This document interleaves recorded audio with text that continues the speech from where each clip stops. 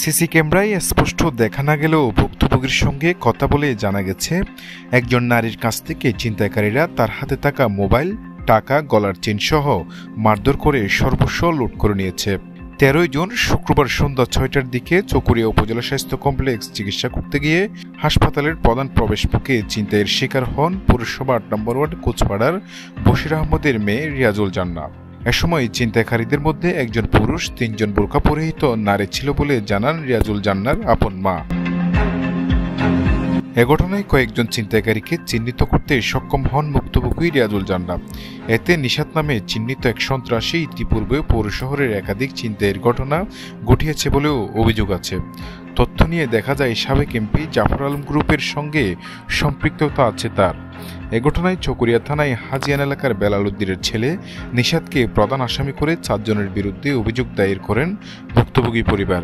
তো কালকে সন্ধ্যা 6টায় আমার মেয়ে হাসপাতালে চিকিৎসাধীন অবস্থায় আসছে। আসার পথে এখানে একা হয়ে কয়েক 27টা জন সন্ত্রাসীরা আমার মেয়েকে টানা হেঁচড়া করে মাইরা ধরে মোবাইল, স্বর্ণ, চেইন, টাকা পয়সা নিয়ে গেছে। আমি এটার জন্য সুবিচার চাই, জনগণের কাছে চাই, প্রশাসনের কাছেও চাই। আর কোনো মেয়ে যখন এরকম নির্যাতিত না হয়, সবিনয় অনুরোধ করতেছি আমার মেয়ে যেন সুবিচার পায়, আমরা যেন সুবিচার পাই। আর যে এবং কোনো মেয়ে এভাবে কোনো ছেলের হাতে, কোনো নারীর হাতে নির্যাতিত না হয়।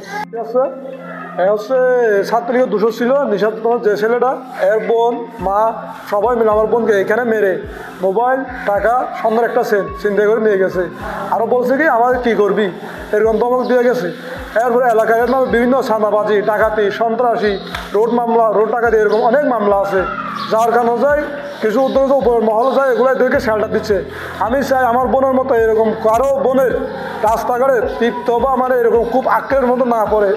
এদিকে হাসপাতালের পুরো এরিয়া বেশ কিছুদিন নিরাপদ থাকলেও ইতিমধ্যে আবারও ছিনতাইকারী ও কিশোর গ্যাংয়ের নিয়ন্ত্রণে চলে গেছে বলে অভিযোগ করেছেন স্থানীয় ব্যবসায়ীরা। শফিল করিম সবুজ, চকরিয়া এক্সপ্রেস, নিউজ ডেস্ক।